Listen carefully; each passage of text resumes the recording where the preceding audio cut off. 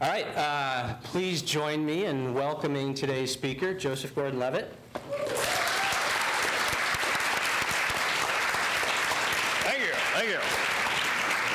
So you probably know he is a star, among other things. You might have seen him in Inception, 500 Days of Summer, 10 Things I Hate About You. And his newest film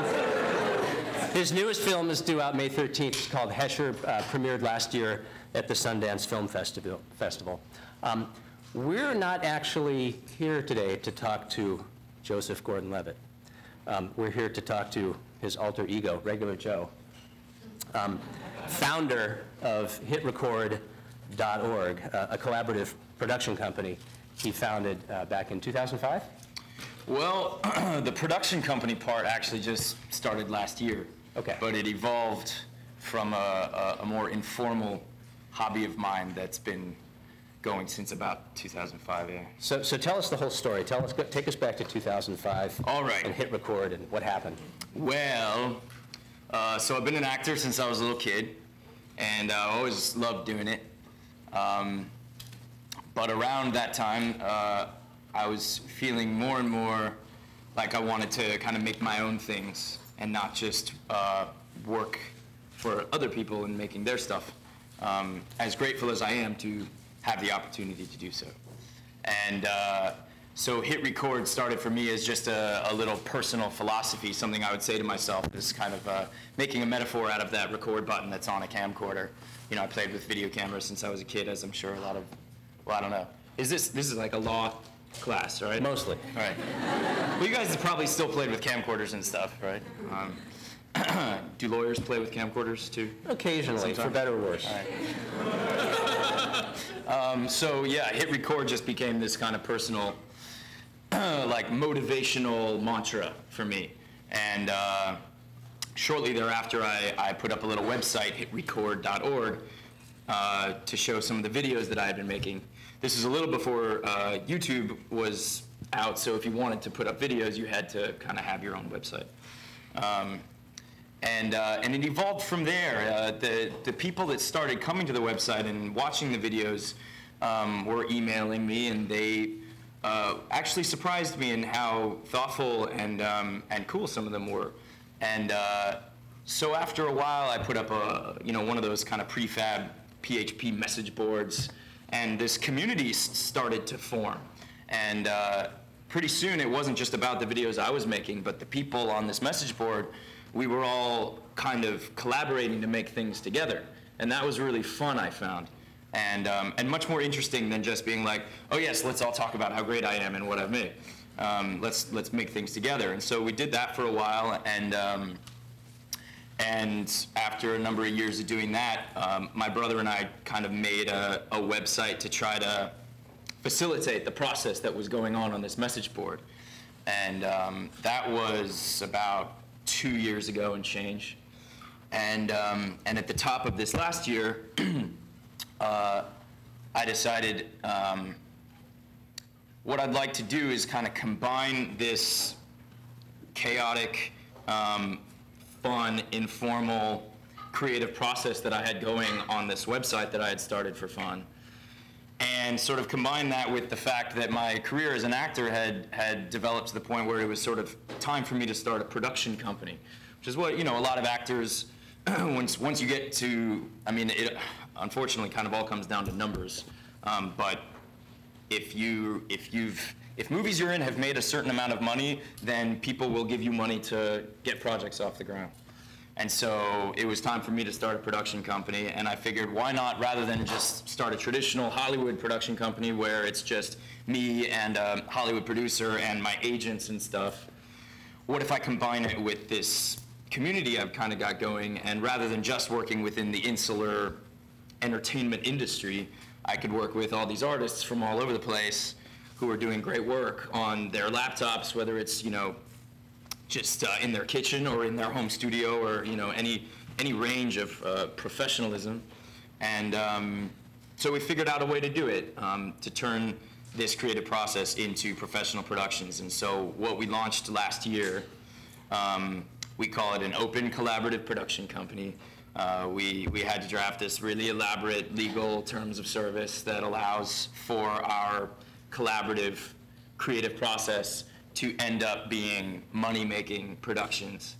And briefly, when something that we've all made together is judged by me to be good enough to use it in a production, then I use the connects that I have in the industry to make money with it, and any profits get split in half, and half goes back in the company, and half goes to all the different contributing artists that worked on the project.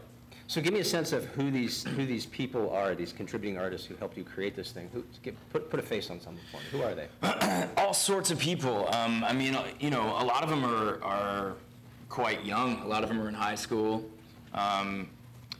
They're a lot in North America, but also quite a lot in really all over the world. Mostly North America and Western Europe, but quite a lot in Eastern Europe. There's some in South America. There's some in Asia. There's a few people in Africa that are working on stuff that we've done. Definitely Australia. You know, so all over the world. And a lot of them are professional artists who want, you know, to do something other than their job. A lot of them are not professional artists, but are, you know, are great at what they do anyway. And then there's also people who, you know, are even maybe hesitant to call themselves artists. But that's also part of what I love about what we do, is sort of like being like, yeah, but, you know, you can do it. And there's actually a lot to be done for people, even if they don't contribute videos or images or writings of theirs. Just them being there and kind of recommending the things that they think is good, or writing remarks, that's actually really helpful in weeding through the vast amount of records that we get and finding the good stuff. So I want to ask you lots more about the process of collaboration behind Hit Record, but before I do that, I want to make sure everybody sees what you end up with, one of the finished products here. So we're going to take a look at the clip. This is Morgan and Destiny's 11th date.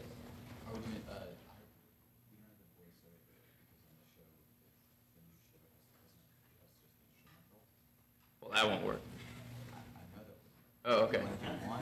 Yeah, you can do one then. Yeah. Or two without any credits. Yeah, do the one with the credits. I think it's better. One's good. It's a little shorter too.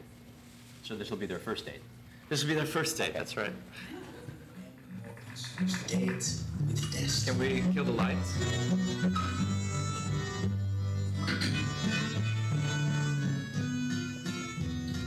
Capricious Califrag Morgan M. Morganson stood in the long room of his four walls, narcissing himself in the double glass.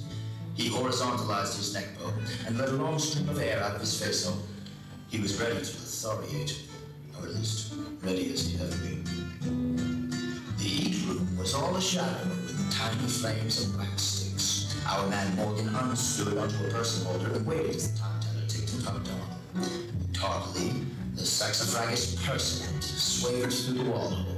Her head front was polypainted with faux face, lips cherried to the max, sea globe hairs and plastics, twin lips of arachnid monsters. Morgan, lip lifted, twittering at the personette. He re-stood and presented her with the person holder, upon which she speedily settled her back cushions. Merry free night, tittered her. You thoroughly appropriation. Why, thank Triple AM after you, served and suited. You were quite a sea treat. Morgan pickified as the food bringer apparated, penguin dressed. The gent was simply seeable as a scar, his down-looking head front form disappeared, her face all full of sour yellows. The eat-room pigs lay a person pawed a duo of eat lists, Morgan and the personette, then disapparated. The potential procreators sea-globe scanned the eat lists chetlessly. They picked their eat plates and the food bringer reapparated, primarily in questioning Morgan on his desired eat plate. For me, the body of a bunny baby, please. And how would you translate your bunny baby, sir? Black, brown, or bleeding? Bleeding, please. Morgan ordered. He lifted at the food bringer and then targeted his sea globes at the personette. He was shook to see her sea globes dripping a little salt liquor. And for you, personette? Glove hiding, she unquestioned. The ovary assumption for me. Morgan spit swallowed and loosed the top flaps of his chest cover. The food bringer held in a snorkel float and worded, "And for wet, for liquid, we will have the juice of old red grapes. It's very old." Morgan speedily shut a solo single with the food bringer.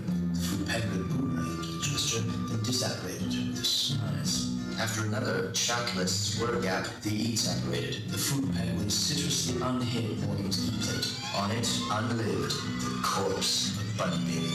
Its manicular ravagings as it removed, its olfactory organ unleashed and acute. The personette yoked loudly, a puddle of pre-puke ascending into her face hole as the eat-ready fluff met her sea-glows. The personette's eats were a plate forest, a feast of foliage, a fleshless food pile.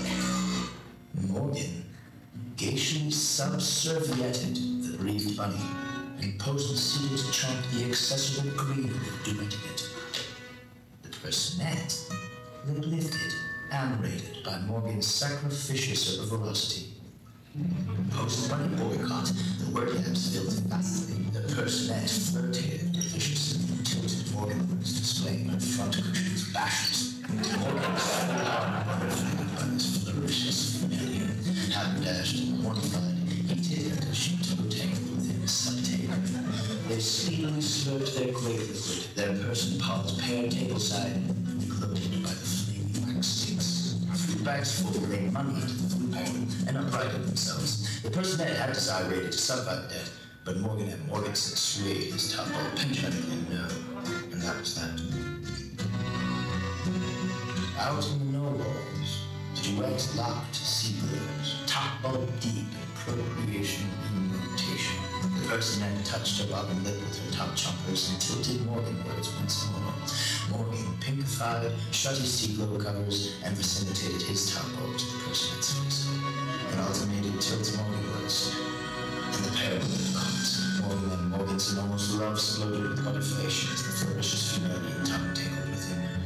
Through the hard clear of the eat room, the formerly falsitous food packer lifted his citrus lips to the passion-paired persons. How could a humanian fail to be imitated by such a celebrations and coupling? And that moved up when Morgan and Morganson horizontalized himself on his sleep platform. For once, it was not a lonely.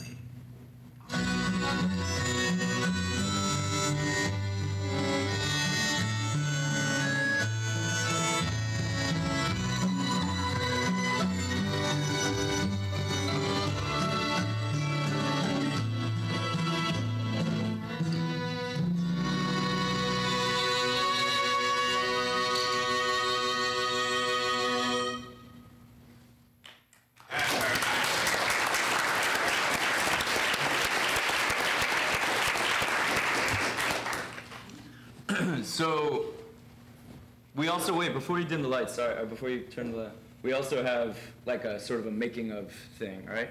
Yeah. So the way that started was a young woman in Ireland named Sarah Daly just wrote a great short story and posted it to our site.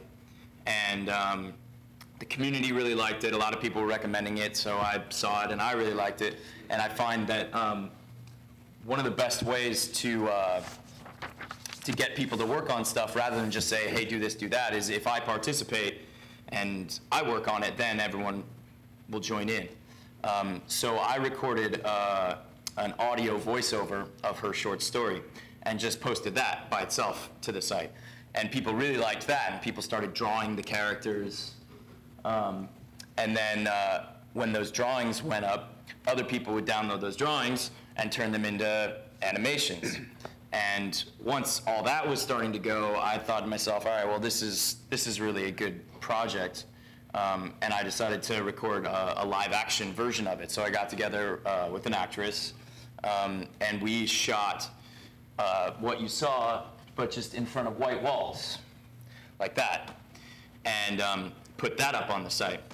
And then said, okay, now everybody contribute other visuals that can go on top of that or underneath it, so to speak. And they did. Lots of people started drawing all sorts of things, contributing photos,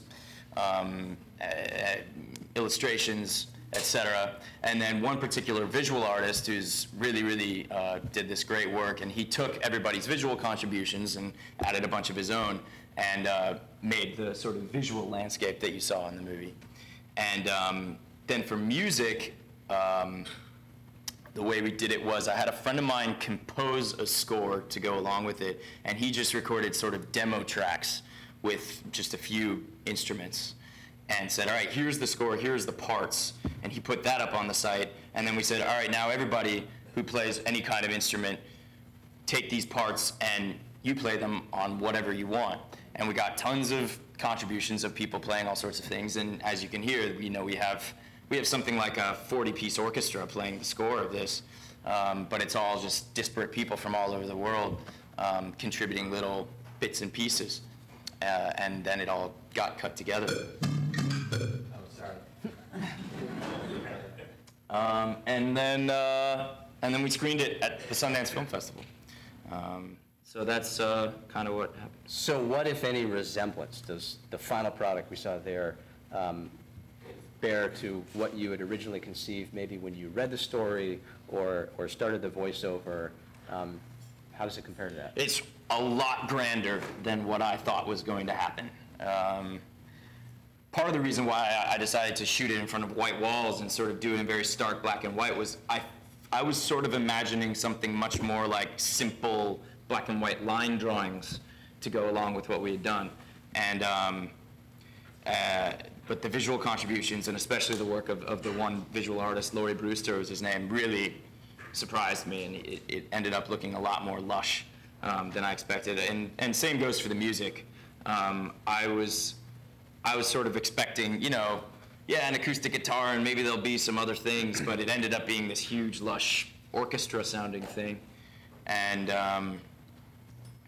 so it ended up just a lot bigger than I thought. It seems like this wouldn't exist without the hit record community and the collaborators that got together to do this. Sure. So well, it's the kind of thing that if you wanted to make something like that in the more traditional fashion, you would spend $100 grand or something like bands used to do in the 90s to make music videos, But we made this for no money.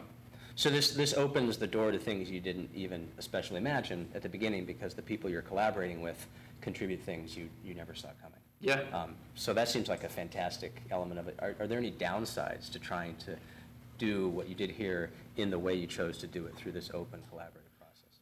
I mean, downsides are, it's kind of, I think I, as a director, have to be even more open to spontaneity and things going unexpectedly.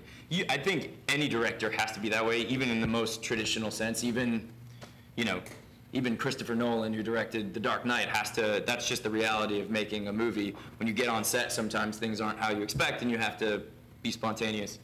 But in this case, I think there's a lot more spontaneity, and you can't quite know what to expect, and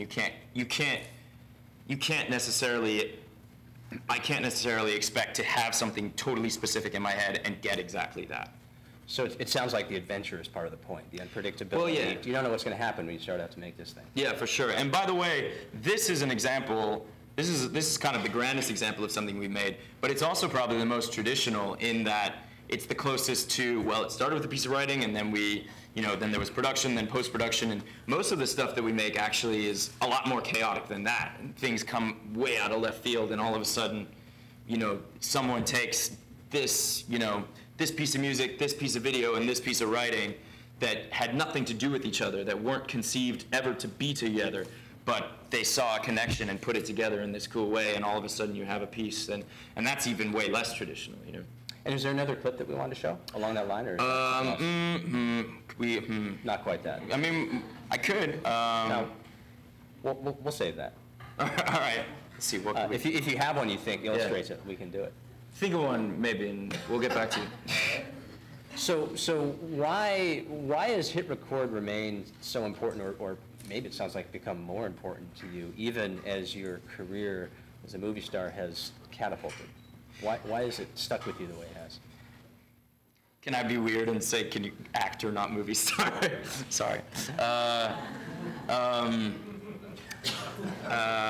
why? I mean, I love doing it. It's like I said, you know, it's kind of why I started it. It's something that's, that I'm doing that's, I think, kind of unique to me and what kind of creativity gets me excited, and it's fun. So where does this model go from here? Where do you see it going? Where do you want it to go? What do you want to do with Hit Record? Well, like our first production was, we went to Sundance, and not only did we screen that, we also screened like 10 or so other short films that we made within the span of the 10 days up at Sundance. That was really fun. We did that at South by Southwest as well. We just published a book. This is called The Tiny Book of Tiny Stories, and it is what it sounds like. It's a bunch of tiny stories people write. They're a sentence or a few sentences long, and then other people will take those stories and make illustrations for them. Or sometimes it goes backwards. Sometimes someone just puts up a drawing, and someone else will say, "Hey, I like that drawing," and they write a tiny story for it. Right, and then those tiny stories get turned into short films oftentimes. The illustrations will get turned into animations, and the words will get turned into voiceovers, and the music gets added, and yeah, we could show a tiny story. Yeah, let's see a tiny story. Which one are you going to show? I was going to show Dandelion. All right. But I don't know if they're labeled correctly.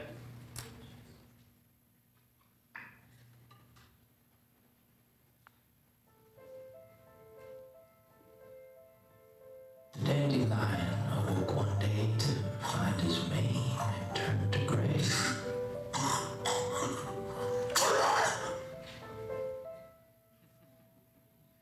Shortly thereafter, it blew away.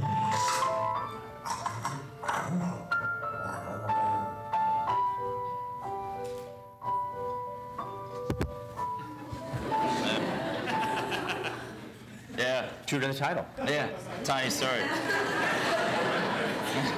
So that's in here. It started just as that story. The dandelion awoke one day to find his mane had turned to gray. Shortly thereafter, it blew away. Someone wrote that and contributed it to this Tiny Stories collaboration. And someone read it and drew this. And then an animator took those illustrations and turned it into that animation. Actually, I think I did the voiceover before she animated it. And then we just found a piece of music that went well, that someone had put that piano piece up there unrelated to the dandelion. Yeah, so that could be, you know, so that turned into this book. We're making another book that we'll put out next holiday season. You know, we're going to put out a DVD in the fall. It'll be sort of a DVD/book/CD of a bunch of the short films and writings and images and music and stuff that we've made. We're talking about how to put together a TV show. We do a lot of live events.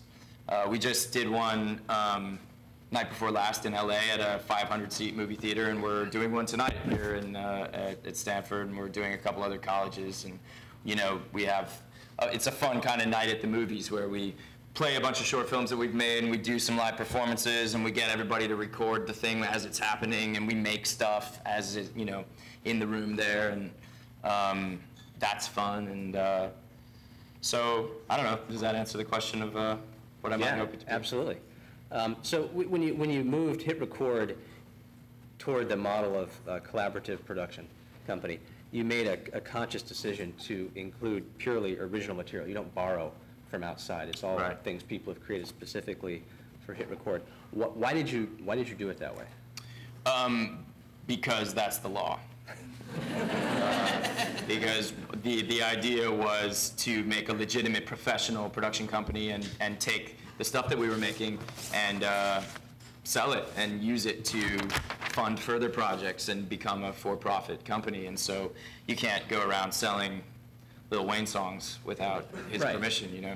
So that's one of the things on Hit Record is you're only allowed to put up stuff that's yours. And even though YouTube says that, they don't really, everyone puts up stuff that's not theirs on YouTube. We actually make quite a bit of effort and to keep it that way, and people do. And it's cool. What it creates is it makes sort of this little oasis of records that you are allowed to remix, and that's not illegal. And because, I mean, there's a lot of brilliant remix art that's happening nowadays, and a lot of it can't kind of go anywhere in the professional realm because it's illegal. But on Hit Record, we've sort of, because everything that's been uploaded there, the person who put it there has already agreed. Yes, everybody in this community, please go ahead and download it, remix it, do something new with it. That's, you know, the honor is mine, and that's the point, and that's our process. So so it means that remix artists can do something and have it not be illegal and have it go somewhere professionally. So you wanted to avoid the legal hassle from the get-go by telling everybody, look, all we want here are original works from you, not anything you borrow from somewhere else. But as a result of that, you avoid the legal hassles, but it sounds like you feel like it unleashes it towards greater potential because those hassles don't rear their head down the line. Yeah, and then you have the spirit of sharing. It's just that sharing is sort of within this community of people who have all agreed to share in that way. So does that choice to stick with purely original things as opposed to borrowing, to the extent the law might allow you to borrow, which some would say is pretty large, does it constrain you in any way? Does it feel like it prevents you from doing things you'd like to explore, saying things you'd like to say? Sure. Like before we turned it into a production company, when it was the more informal version, you know, in 2009, excuse me, we didn't have any legal anything, and so of course people would make videos, and if they wanted to use a Rolling Stones song in their video, then they would, and that can be great because sometimes it's got to be that one song, you know.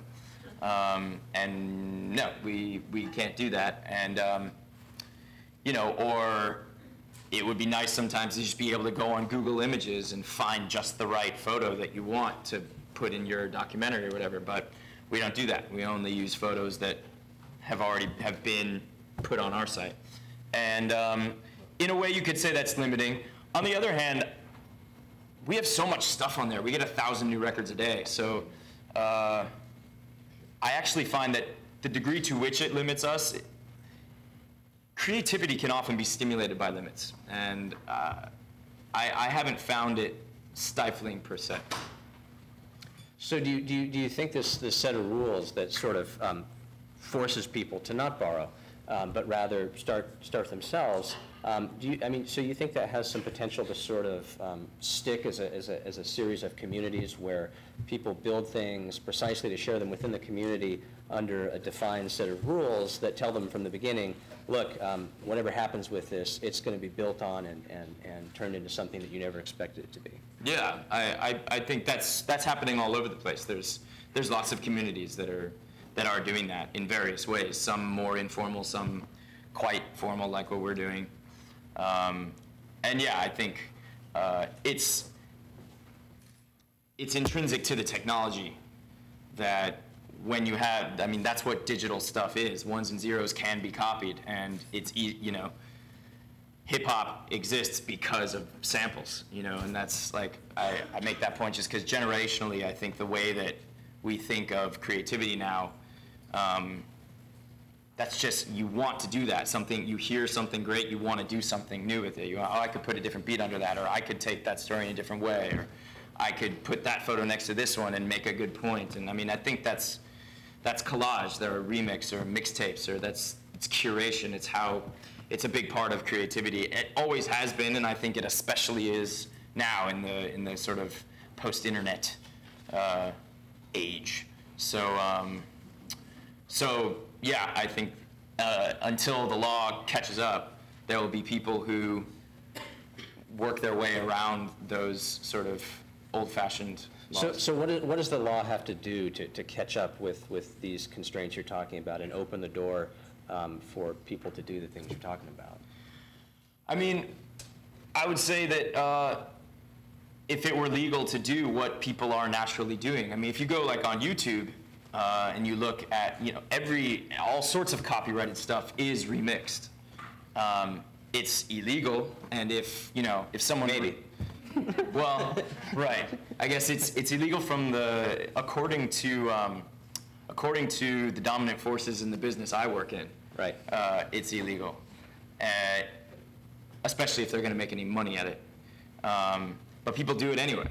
So, you know, I feel like Lawrence Lessig says in Remix, in that book Remix that he wrote, that you're basically just turning a whole generation of kids into criminals because you made laws that don't make sense with what their voice is. And so in that way, I think until the law kind of catches up and acknowledges the fact that once media becomes digital, it's gonna get copied, it's gonna get remixed. To call that illegal is silly. And one of the reasons I want to talk about that with you is because you are right there in the middle of that discussion, in that you make probably the large part of your living as an actor in major motion pictures. Yeah. So the powers that be are also the powers that you need to do what you do on some level, but you're also doing this project where you're incredibly interested in all the creativity and collaboration that can possibly be brought to bear. So if you're wearing both hats, where to think about how the maybe movie studios or record labels or singers and actors should be compensated versus opening the door to the sort of free collaboration you can imagine if you weren't constrained, where should the slider move, since you have an interest in maybe either direction? Right. Well, to me, I think one of the first things I would say, and obviously that's a huge question, but to me one of the first things I would say is I think the law right now is 100% dedicated to protecting the financial interests of the people with the finances. If the law were instead at least partially dedicated to something else that I think is very valuable, and I'm not trying to say that money isn't valuable, but I think there's something else about stories, about music, about writing, about, you know, expression and communication or art or whatever you want to call it, records. There's something valuable about that beyond money. That's at the very foundation of what makes us human and a civilization. And I think the law ought to be somewhat interested in protecting that. And right now, laws that criminalize remix culture are going against that. I'm all for artists being able to support themselves. I think that's great. But I think these laws aren't really in the name of artists really supporting themselves. It's not so that, you know, a singer can have a nice, sustainable middle-class income. It's so movie executives can have a house in Tahoe. You know what I mean? And that's... So you feel like we've gotten past the point where there's any work being done on the creative incentive, and this stuff is going to be made, and it's just a question of how much are you going to make when you make it. Mm-hmm. Yeah, it's about the money. And so as somebody who both participates in, you know, the traditional motion picture industry and the alternative that you see there, sort of, I mean, what things can you imagine doing that you can't do now? What would if you move the slider, what does it free people like hit record to do? Well, what can you imagine? Well, like I think we could participate more in a broader pop culture conversation. Like I don't know, like when 10 movies get nominated for Best Picture, those movies get on everybody's radar, and you could really say something really powerful if you were allowed to take bits and pieces of those movies and mix them up and put them together with new elements or whatever and say something. And you could really speak to people in a language that they could understand. But that's not allowed, because you're not allowed to take bits and pieces of, you know, the Best Picture nominees, because Interpol will get you. So it seems like we've lost a lot of follow-on creativity. One of the things that frustrates me about copyright law is it seems to think purely in terms of rewarding rather than creating. And so if you think about the way it's supposed to work from the get-go, the whole idea here is that we, as people, are giving over these monopolies on speech. We're handing them over to people and saying, you get to monopolize this for your lifetime plus 70 years. And everybody forgets that there's a huge social cost you pay right there by just putting the speech off limits, never mind the follow-on creativity you lose by telling people they can't play with Best Picture nominees and things like that. So as you move that slider around, what I think always gets lost is that social picture. Are we making a good social trade-off? What are we getting when we hand over these monopolies on speech? Are we really getting anything back in terms of expanded creativity? Yep. Or are we just giving away rights that really don't bring anything back to the public? So the example I always like to use is, so let's say we added a rule that says you can sample any song for 15 seconds without paying a dime. Question to everybody, do you think that would result in less musical creativity, less music in the world, or more? I would say more. Probably more. But we don't do that because, or we won't do that because it's simply not the priority that we've decided upon right now. Right. So as you think about where things like hit record go, are you stuck with those constraints? Are they movable? Do you see them changing over time through people's norms, through what kids do now? Sure. If the laws were to change, I would definitely change the way that we handle our legal terms of service. I guess do you feel like people that you're working with today, let's say 20-year-olds, do you feel like their attitudes are different than people 2 or 3 times their age when it comes to what you should be allowed to do with content? Absolutely. Well, I think like hip-hop's a good example. If you take like someone my age who grew up listening to Dr. Dre, you hear Dr. Dre sample a Funkadelic song, and you're like, sure, it's a Dr. Dre song, he remixed Funkadelic, but yeah, Dr. Dre's a great artist. But I think in the past, maybe some people would say, Dr. Dre is just a thief. That's a Funkadelic song. And I mean, that's just a matter of perception. And I mean, I would also argue that that's ridiculous because Shakespeare wasn't the first one to write Romeo and Juliet.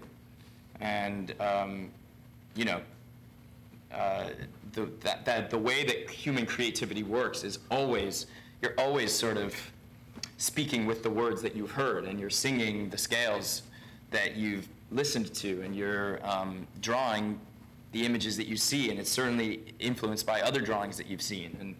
And to say that anybody's expression is wholly original, I think is sort of a fallacy. I would say that either everything's wholly original or nothing is. And I mean, that's getting sort of philosophical, unless I don't know how you actually go about quantifying that into legal terms, but that's your job. So I mean, it's a tough one. If you assume that it's let's just to pick an easy label, Hollywood or the record industry pushing for these rules, is that lost on them, or do they understand that and want the rules they want anyway? I don't think most of them care at all. It's really just a business, just like selling refrigerators or cars. So as you know, the generation that's 20 right now moves up into the world and presumably starts filling those slots, even in major content owners and traditional media companies. Do you see room for change from the bottom up, or do you think that it's a situation where once you get there, you just sort of give in? I mean, it's changing. It's already happening. And it's happened like with the music industry is sort of ahead of the movie industry. There like almost is no more music industry compared to what there was. I mean, but there's lots of music.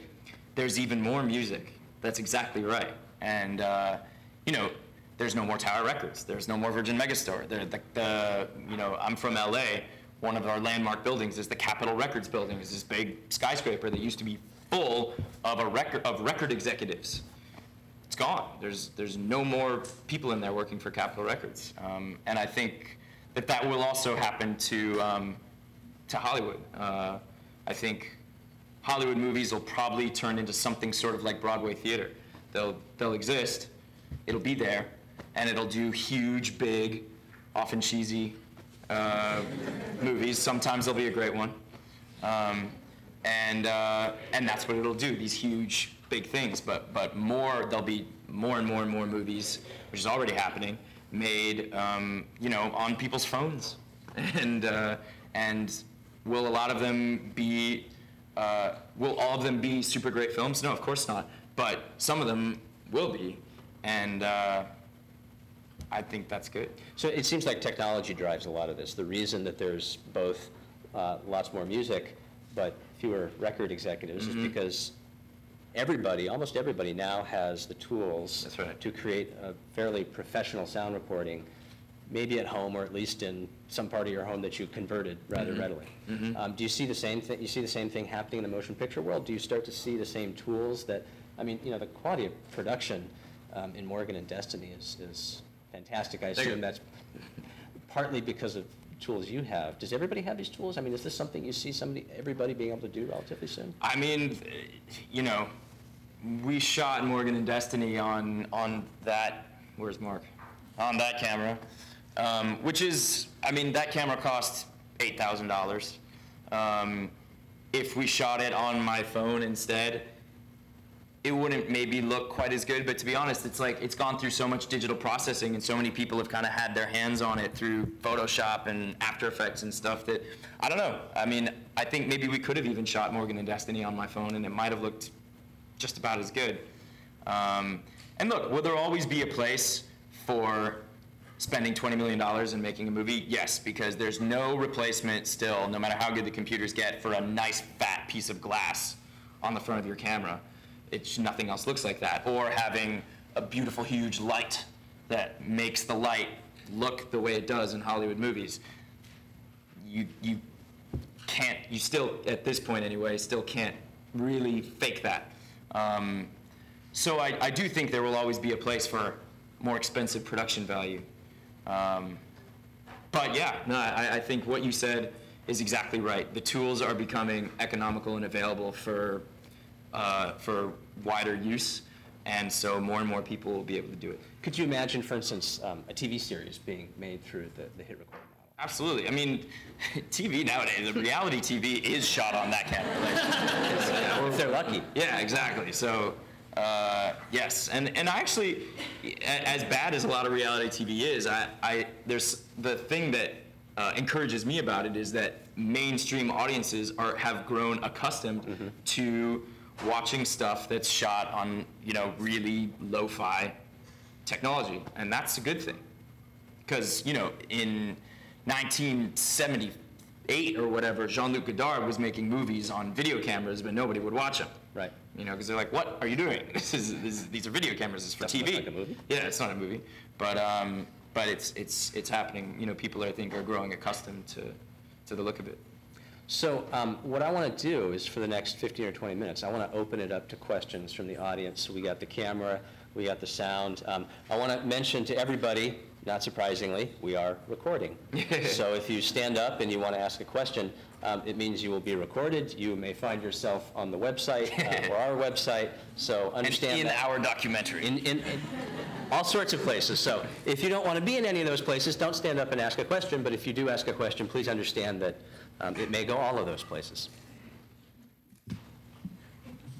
We scared everybody away.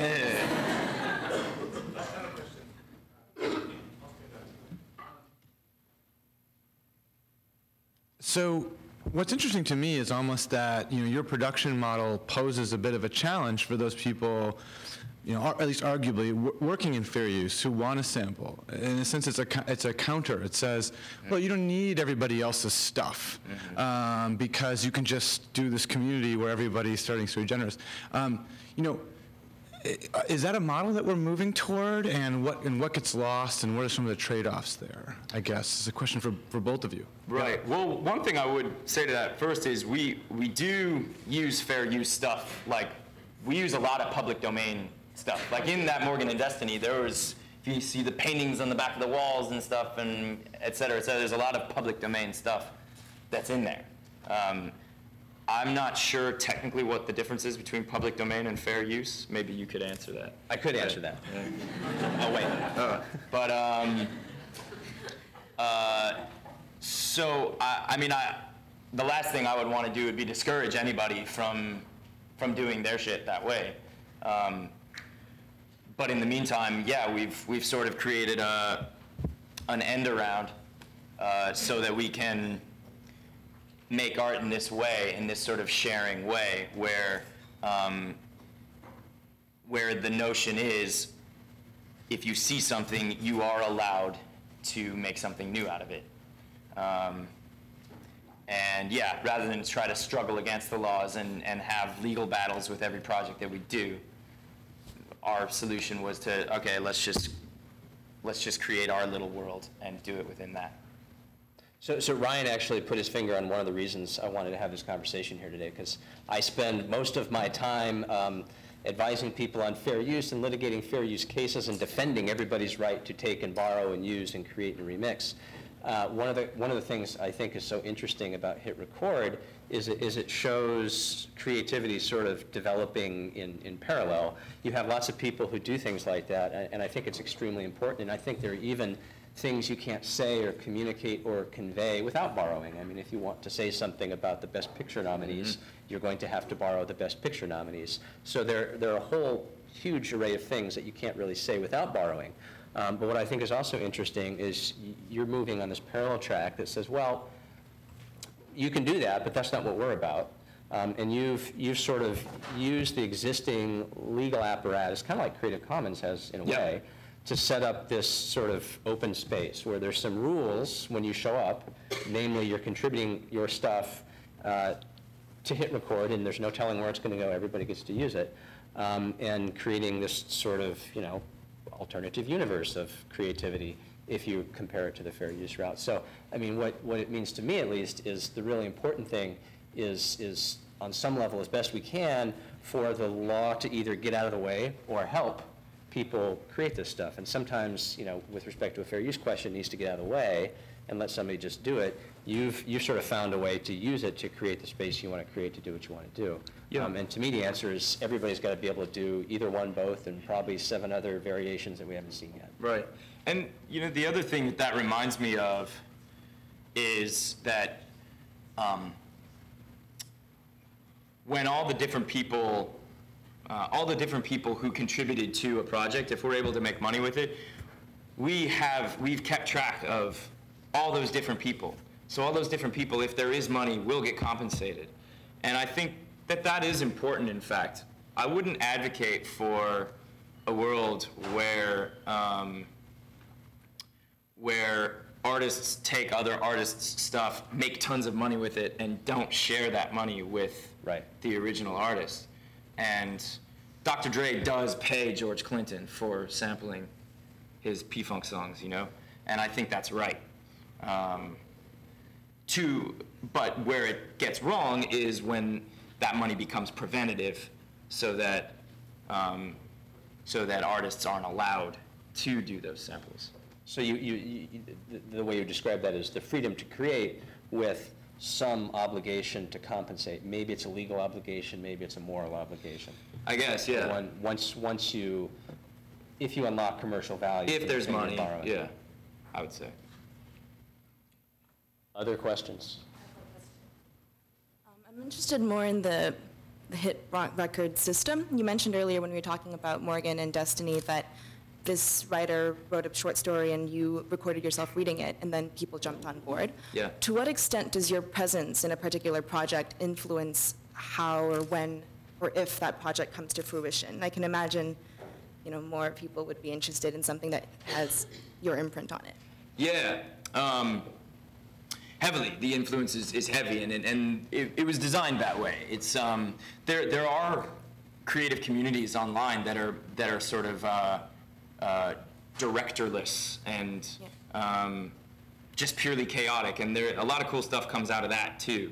Like what's it called, 4chan? Is that what it's called? Right? I mean, everyone's totally anonymous on 4chan. And it's entirely illegal. They just, use whatever. I don't think anyone's made any money off it, which is probably just as well. But a lot of really funny or witty or smart stuff comes out of that. it's totally different than what we wanted to do was have a sort of a hybrid where there's a bit of that chaos, but there's also a director and an individual's voice that puts it all together. And so system-wise, we on our front page, the first thing you'll see is the record that I featured for that day, because that's what I want the community to be paying attention to. Or if you go to our Collaborate page, you'll see videos that I make where I'm like, okay, so here's what we're doing, and here's what I'm seeing, and let's try this, and let's do that. I guess more of my question too is as the community grows, do you see yourself will it be more difficult for you to filter out all the good projects, since? Right. We've found that actually as it's grown, it's gotten easier, because a lot of what the community does is that curation.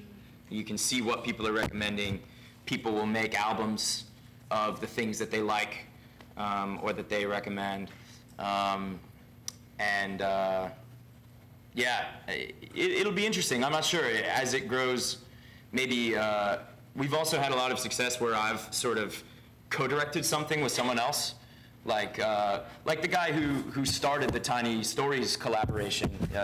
The artist, he goes by Wiro, and right now we're sort of co-directing this creation myth this project that he started, and I'm still kind of directing it, but he started it and he's sort of directing it. So in that way, it's been delegated to him, and so I think that'll be a way that as it grows, I'm able to not spread myself too thin, I guess, if that makes sense. Yes. Thank you. Having gone through the traditional way of making films in this new, more interesting way, what's the difference in the way that it feels as a participant? Well, yeah, it feels really different. I mean, for one thing, that the time is just, it's so much fun to be still in the middle of the rush of the creative process and then put it up and have people seeing it right away and remixing it right away. That's exciting. Whereas, a movie that I shoot in a Hollywood movie, you shoot it and it's not for a year or more that it comes out and people are seeing it and talking about it. So there's that time difference, but also like I said, I think probably the biggest difference is that when I make something and it gets out there, it is very satisfying when people like it. If it gets a round of applause or it gets a laugh, if someone writes a good review, sometimes that's satisfying, etc. But that's sort of the extent of it. Whereas the feeling I get when I've made something and someone has taken it and made something else that I didn't expect, but it inspired them to do something, that is fascinating and invigorating to me on an entirely other level. And I would say that's probably the biggest difference. So just to recap, so that this way is fun, exciting, invigorating, inspiring, and the other way, all I got was satisfying. But that's good. So nice. I mean, I'm trying to start something new here. I love getting to do what I do traditionally. I truly do love it, and but it's different. Okay. I was wondering, basically, right now it seems that it's this large public that are contributing to the movies that you make, and that's amazing. And I was just wondering what type of, I guess, response you expect from the industry. Do you expect big name musicians, directors, actors to actually eventually start to come on and contribute to the videos like you do? And is that even a direction you want Hit Record to go into in the future? Yeah, that's a good question. We've done some stuff like that. Like we made a second episode of the Morgan and Destiny thing, and I got a friend of mine who's a very known actor to also act in it, and that was cool, to see something that we were doing look sort of like big Hollywood, because And it so happened that right when we were shooting it, Chan Tatum is the actor, and like right when we were shooting it, he had a movie out that was like #1 at the box office, and like so everyone in the community was like, holy fucking shit, like working on this thing is gonna do this guy, and like and so that was exciting, and it's fun, yeah. And so I do more and more want to work with people, not because they're established, but mostly because they're good, and like I wanted Chan to be in the movie. Honestly, less because he's a famous actor and more because he was perfect for the role and because he's a great performer. I guess I was wondering, do you expect, like Channing Tatum to actually come on his own eventually, and other people like him to come on his own and participate and contribute just because they go online and they read that cool story and they're like, oh, okay, I could like do something with this. So right. I guess it's their own effort rather than me bringing them. That's a good question. That hasn't happened yet. I'm trying to think if it has. Well, he's actually collaborated on a couple. He did a bunch of stuff other than, that's true. He did a bunch of stuff other than what the project I brought him onto. Actually, a bunch of cool stuff. And, also, like, he was, the actress that he was working with at the time also put up some stuff. And, yeah, I mean, I think it is starting to happen, and I think it'll happen more as it grows. Yeah, so that, yeah, I don't know, does that answer your question? Yeah, kind of. Thank you. I just had a couple of somewhat legal questions about how you structure this. In terms of your collaborators, do they actually give your organization the copyright in what they create, or just give you permission to use it? And second, if these things do make money, do you have a legal obligation to share it with them, or is that just something you intend to do just as a matter of fairness? Yeah, good questions. So the first answer is when someone uploads something of theirs, they give HitRecord non-exclusive rights to make money with it. Mm-hmm. So, for example, Sarah Daly, who wrote that story that short film was based on, she still owns the rights to that story. She could go publish it or do whatever she wanted with it. But we also have the rights to do what we do with it. And yes, we are legally obligated then to take any profits and distribute them amongst the contributing artists. Thanks. As we see fit. Yeah. Okay.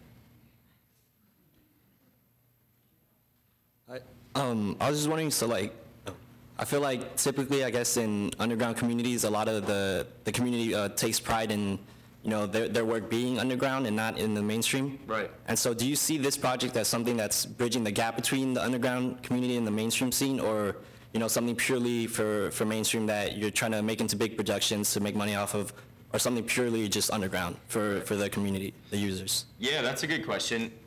Me personally, I've always felt like if something's really great, it's great because it's great. And the more people that see great things, the better. I'm happy with that. So, like, I remember when I was young and I listened to a bunch of punk bands, and then some of them would get on the radio and stuff, and some of the kids at the shows would be pissed because this band that used to not be on the radio is now on the radio, and I think when I was younger, I used to get pissed along with them, because it was cool. But in hindsight, I'm kind of like, it's great that there's 10-year-olds listening to Green Day. Like, that's good music, and it's making the kids jump around, and that's good. And I'd rather have good music on the radio than bad music on the radio. So I would love for, the Tiny Book of Tiny Stories to be on the shelves at Walmart. I mean, I wish there weren't so many Walmarts in the world, but since there is, I'd rather have this book there than some other thing, so that's kind of my feeling about it. Cool. Thanks. Hey, I work for Creative Commons, so I'm pretty interested in the way that rights might be extended to, or permissions might be extended to people outside of this community down the line. And I wonder if you see a future where on HitRecord, that people not in the community could actually utilize the creative work of this world and do new things with it outside of HitRecord. Right. Well, yeah, so I meant to bring this up when you brought up Creative Commons. For a while, when we were conceiving of this, our idea was to have our legal terms of service basically be a Creative Commons license that was slightly modified. The reason that we chose not to do that is because we want to do business with traditional entertainment industry companies. For example,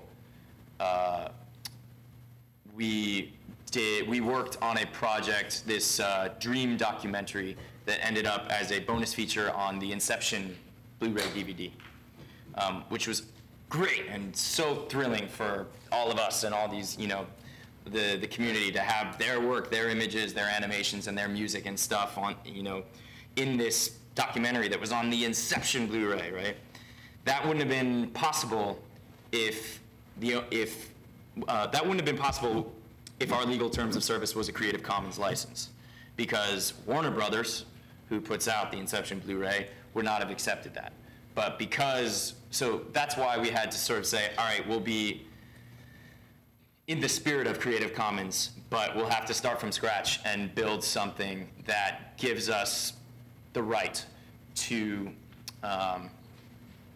sell what we've done to Warner Brothers. No, and to be clear, it's not. I wasn't trying to guilt you in using Creative Commons. It's more like conceptually, do you see a framework, whether it's Creative Commons or something else, where, you know, just the world has some sort of way of utilizing this stuff, that they don't have to actually enter into formal agreements that have, you know, commercial implications, whatever it is, but just, I mean, you can say, look, we're not going to sue anyone who takes it and makes a music video out of a couple of the assets, but is there a way that you'll actually sort of extend the permissions that aren't extended to people and to the hit record community already to the rest of the world in a way that, you know, gives them that, at least philosophically, is that something that you would consider? I guess I would say I feel like I have extended that invitation by very virtue of what the site is, that anybody can, but yes, you do have to sign up, and yes, you do have to sort of agree that, you know, because here's the thing, people who put their stuff up on Hit Record do so with the assurance that I've given them that if it gets used to make money, they'll make money off of it. Mm-hmm. So I wouldn't really extend the invitation to people to use this stuff outside of Hit Record, because then I wouldn't be able to protect the contributors. And I would say we're super open and cool. There's no reason not to just like sign up. And if you wanted to do something with our stuff, like, you know, hop on. Is it okay if I lower the mic? I think it comes right out. Okay. Okay. Well, first of all, I wanted to say I really enjoyed looking at all the projects on the hitrecord.org. But I was wondering, because I feel like to a certain extent, there is a barrier to becoming a part of this hit record community, because first you have to have access to all this computer technology, and then people might be creative and artistic, but they might not know how to use these technological devices. So I was wondering, as with your position as an actor and with the money that you're making, are you looking into future paths of giving voices to people who might not be able to join this community because of their socioeconomic status? Mm-hmm. That's a good question. Yeah. I was recently watching this movie, Waiting for Superman, which is all about public schools in the States, and it made me think, man, it'd be so cool to do something with the education system and like bring this kind of thing to, and there are organizations, like there's one in New York called Ghetto Film, in New York it's called Ghetto Film School, and there's one in LA called, I forget what it's called, but there are organizations that like do stuff like that, and I haven't done much more than like give them money at the end of the year so far. But I would love to try to do that, to further that, to provide not only access to the tools, but also, you know, instruction or whatever on how to use them to people who don't have access. Yeah, that I would love to do that. It's on the list. It's there's a lot to do. It's a good idea. Yeah, I had another legal question, not really with regard to copyright, but with regard to laws about where you can and cannot shoot. And does that hinder creativity? Because in previous projects we've tried to work on short documentaries and whatnot, I can't emphasize how frustrating it is to go through the permit process. Or if you want to shoot in Japan, you got to get an entertainment visa. Or all these various hurdles to creativity, and I was wondering what's your take on that? Yeah, I know exactly what you're talking about. Reminds me of a funny story. We were going to do a big show in New York, which for various reasons had to get canceled. But we wanted to like make a commercial for it, and we wanted to shoot it in Times Square. And so we went to Times Square. I got like dressed up in a suit and everything, and we're like going to make this commercial in Times Square. And right where we wanted to shoot, there was a cop standing right there. And so we were like, well, should we ask him, or maybe he won't notice, or because it was just me and Jared with that camera that Mark's holding, and so we weren't sure how it would take, and we decided though, cops appreciate it when you let them in on things, you know. So we went and talked to him and said like, can we shoot just a little video here? And you know, because it was just me and Jared, he was like, yeah, go ahead. And so we did, you know. And so I don't know. I feel like unless you're you know, I mean, like I said, there is definitely benefit to having a crew and lights and all that stuff, and that's a big part of the challenge is getting the permit for sure. And I've been frustrated by that in the past myself, and but I've never been bothered making little things when it's just a few people and a small enough camera. I've never been bothered. So, and I don't really have any, like, I don't think those permit laws, I don't know, I don't have any like moral compulsion to follow them. I think they seem to. I was just wondering, is anyone working on loosening the restrictions? Because a couple of projects we tried to work on, literally, we had to scrap the project because we couldn't shoot where we needed to shoot. And, yeah. I mean, it completely destroyed. What do you think would have happened if you had just gone and done it anyway? Well, we do that as well. Yeah. But the idea of getting arrested and prosecuted for creative. Yeah, that, you know, yeah, I feel like, I don't know anything specifically that's being done like that. Yeah, that'd be good, wouldn't it? Well, I have a friend who, I don't know, it reminds me of this. I have a friend, he's born in California like I am, but he's of Lebanese descent. And he fully got like stopped on the subway for having a video camera. Like he had his video camera out, and he noticed someone was like kind of looking at him and made a call, and 2 stops later, these cops got on the train and went right for him and were like, we need to see your video camera. You're not allowed to shoot on it. Like, I've shot plenty of stuff with a video camera on the subway, and I've never gotten stopped. So, yeah, I think all that stuff's pretty suspect. So we have time for one more question over here. No pressure. So you mentioned divvying up profits among the artists sort of as you see fit, and I was sort of wondering if there's been any disputes yet about your choice of how to divvy up profits, and if like bigger name artists did get involved, that would become a bigger deal if they have an expectation of getting a huge cut, sort of how that's gone. Right. So the way we do it more specifically is when we finalize a produced version of a record, first of all, whenever you upload something on HitRecord and you've used someone else's thing, you have to cite their record as a resource. So all the different records have the lists of resources that they use. So it's easy for us to keep track of whose work is used. And so what we do is when something gets produced, Jared and I go through it and we look at a list of all the different resources, and when we were coming up with our system for a while, we tried to figure out, all right, is there a rule set? Is there some sort of logic or system that we can come up with that'll designate, like, all right, for every minute of screen time, you get this percentage or whatever? We couldn't come up with anything that made sense because every project is different.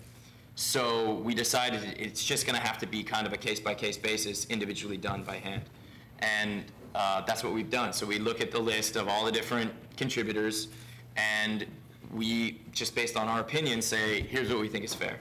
And we put that up on the site as a proposal. And then everyone has a chance to say what their opinion is. And we encourage them to do so. And we say, hey, if you think something's wrong, if we missed anybody, if we think, you know, if you think it's divvied up wrong, please let us know. And people write in their thoughts.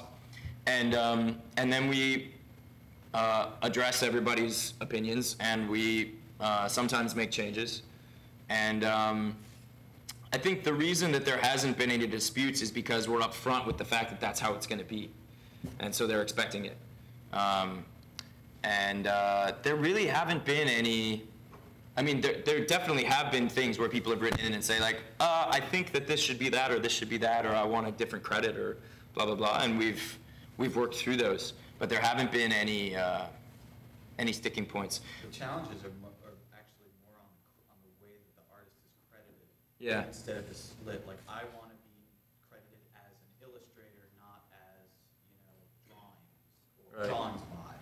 Yeah. And that gets to be kind of, not sticky. It's subjective. Yeah, sometimes we just have to be super duper mindful of how an artist should or would want to be credited. And sometimes it's difficult to try to anticipate what somebody's going to be comfortable with. But it's interesting that people have been valuing their credit much more than their money so far. Although, I mean, some of the artists have gotten quite paid. I mean, like the writer of those short stories, I think in 2010 we paid her like $6,000 or something like that. Most of the fees are a lot smaller than that for someone whose, a little photo of a flower is somewhere in there. They're not making $6,000. We are out of time, but as Joe said, live show tonight, is it 7? 7:30? 7. So you can catch that tonight, and in the meantime, please join me in giving Joe a hand for coming and talking to us. Thank you. And a hand for Tony. Thanks for doing it. Thank you, man. Thank you. Cheers.